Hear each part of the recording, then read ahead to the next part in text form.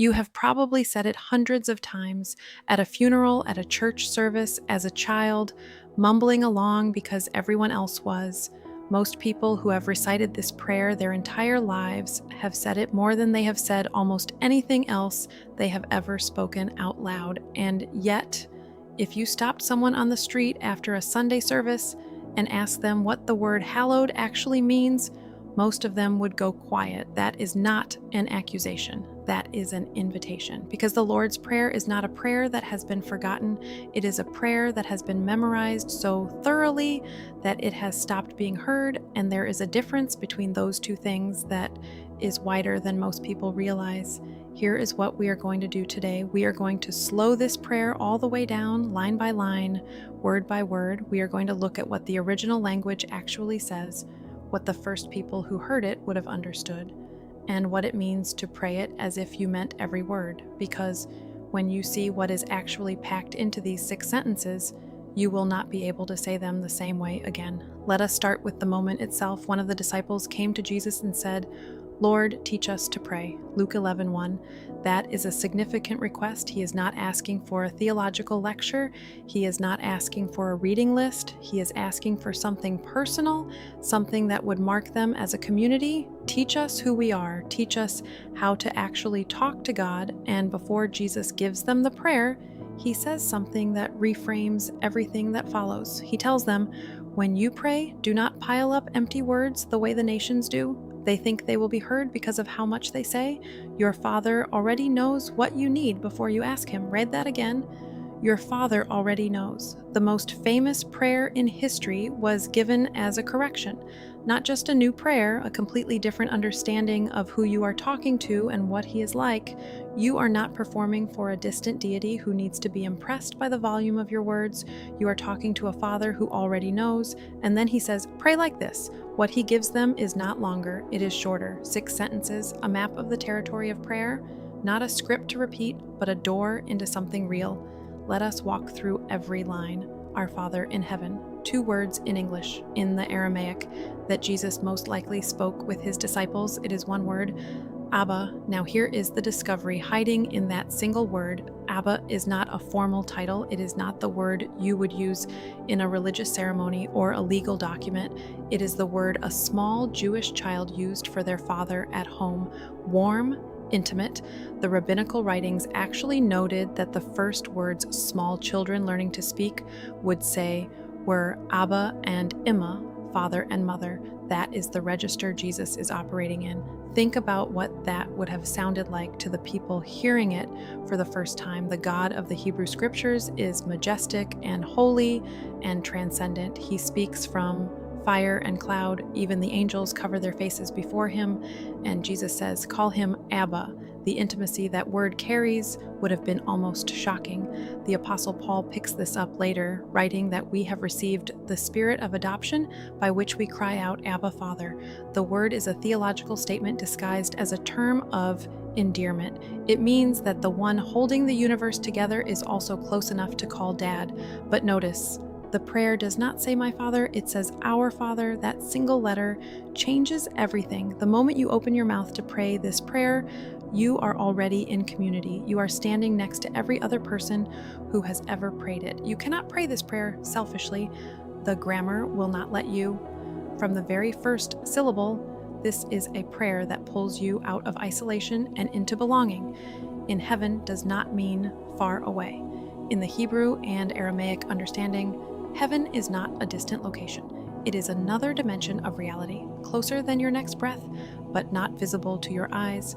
To say our Father in heaven is to say our Father who exists in the realm where everything that should be true is true. Hallowed be your name. Here's the word almost everyone skips without realizing it. Hallowed. When was the last time you used that word in any other sentence? Most people absorb it as a kind of sacred-sounding filler, a verbal bow before the real content begins, but hallowed is doing some of the heaviest lifting in the entire prayer. The Greek word behind it means holy, set apart, other. To hallow something is to recognize and declare it as holy, but here is what most people miss. Hallowed be your name is not a wish that God's name would become holy. God's name is already holy.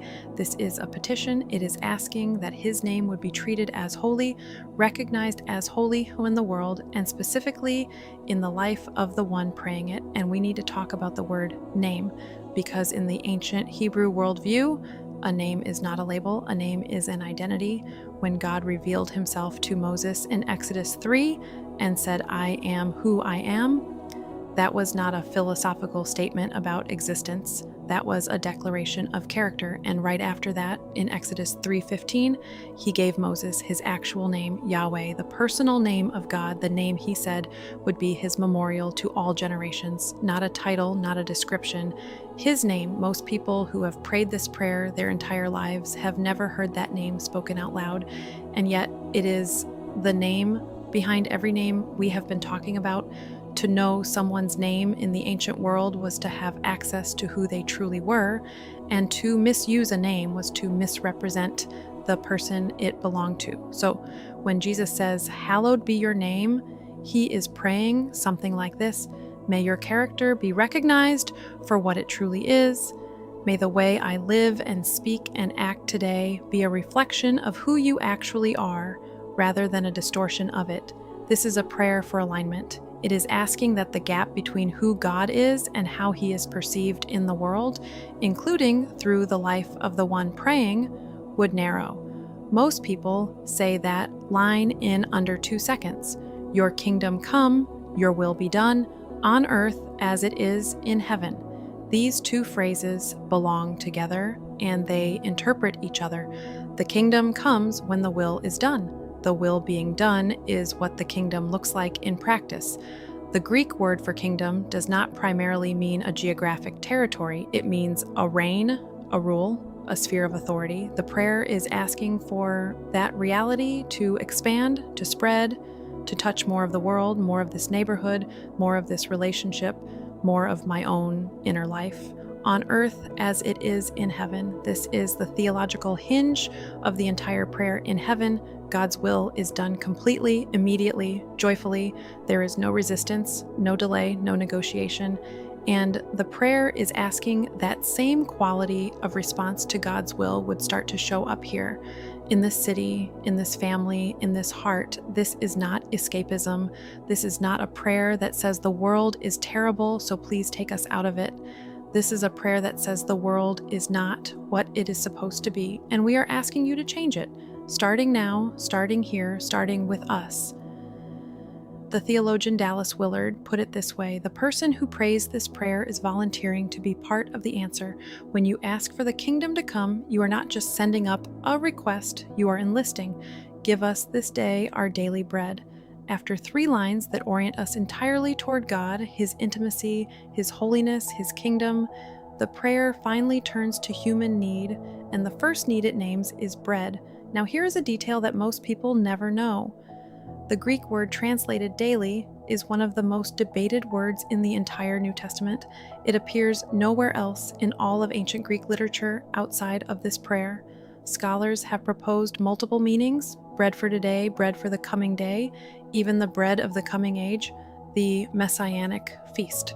What that means practically is that this simple line may be doing 3 things at once: asking God to meet the most immediate physical need, food for today; training the one, praying to live in dependence rather than stockpiling anxiety about tomorrow; and placing that daily need inside the larger story of a coming restoration, a coming kingdom, a coming feast. The bread on your table today is connected to the table at the end of the story. And notice, it does not say, "Give me," it says, "Give us." Again, the grammar refuses selfishness. When you pray for bread, you are praying for bread for the hungry person you may not know. You cannot ask God for your daily bread while being indifferent to whether someone else has theirs. The prayer will not let you. Forgive us our debts as we forgive our debtors. This is the only line in the prayer that Jesus stops and comments on afterward. He does not circle back to explain daily bread. He does not add a footnote to "Hallowed be your name." But forgiveness, he stops and says it twice just to make sure nobody thinks they misheard it. The word for debts here literally means financial obligations. What is owed? Sin creates a debt. Something real is owed. Something has been taken that cannot simply be waved away. And the prayer is asking God to release that debt, to write it off on the basis of something that has been done on our behalf. But then comes the most confrontational structure in the entire prayer as we forgive our debtors. That little word, as is doing something that should stop you completely. It is linking what we receive from God to what we extend to others, not as a transaction, but as a recognition. A person who has truly understood what they have been forgiven cannot simultaneously refuse to extend that same forgiveness to someone else. The early church writer Chrysostom called this the most terrifying clause in the prayer because it turns the petition back on the one who prays it. You are not just asking God for something, you are making a declaration about your own life in the same breath. If forgiveness feels impossible, it may be because we have not yet felt the full weight of what has been forgiven in us. Lead us not into temptation, but deliver us from evil. This line has confused people for centuries. Does it mean God leads people into temptation? The letter of James says explicitly, no, God does not tempt anyone. So what is Jesus asking for? The Greek word here means both temptation, a pull toward sin, and trial, a difficult situation designed to reveal and refine character. The scriptures are full of God leading his people through trials, through wilderness, through testing. These were not temptations toward sin. They were experiences that shaped a people. So the prayer may be asking something subtler than it first appears. Lord, do not lead us into situations where our weakness will be exposed and where we will fall. Spare us from the kind of severe testing we are not yet equipped to handle, and if we must go through it, deliver us from the one who is waiting on the other side of it to take us down. This is an act of radical honesty. It is a person saying to God, I know myself. I know I am not as strong as I sometimes think I am. I know there are situations that will undo me, keep me from the ones I cannot survive on my own.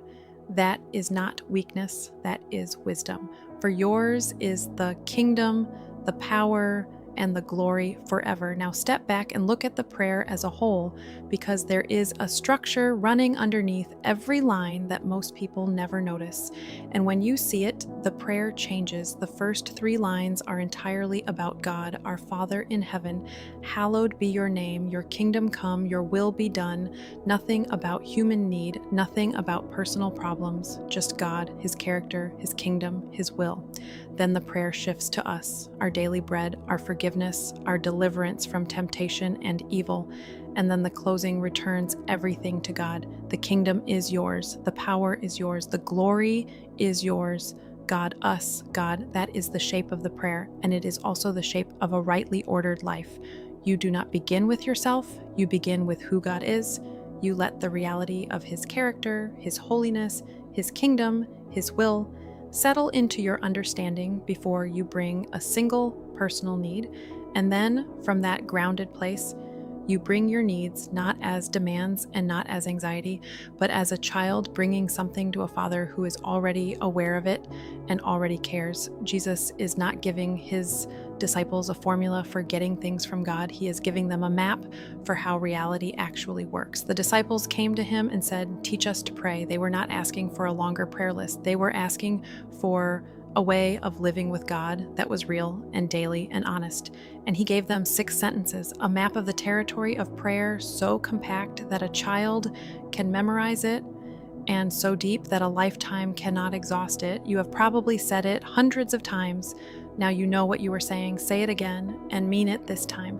If this opened something for you today, subscribe and leave a comment. Tell me which line you will never hear the same way again, and share this with someone who has been saying these words their whole life and never been told what they mean.